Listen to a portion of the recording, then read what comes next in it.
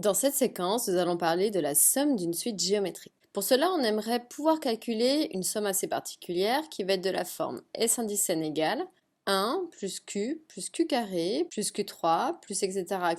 jusqu'à Q puissance n. Donc on reconnaît bien les éléments d'une suite qui vont être de la forme 1, Q carré, Q3, etc. Q puissance n. C'est même une suite géométrique, donc c'est bien ce qu'on annonçait, de raison Q. Pourquoi? Parce qu'on passe d'un terme au suivant en multipliant par Q. Et de premier terme, U indice 0 égale 1, le premier qui est annoncé ici. Et donc, on souhaite calculer cette somme ici, S indice n. Pour cela, on voit que c'est bien une somme, c'est des plus, donc on va écrire ça un tout petit peu différemment.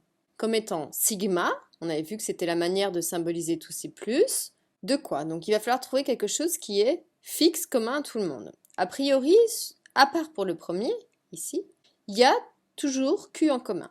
Mais 1, c'est Q puissance 0. Donc en fait, je suis bien dans le même cas de figure. Ça veut dire que ça va être la somme de Q. Qu'est-ce qui varie? Eh bien, pour chacun des éléments, c'est la puissance qui est donnée ici.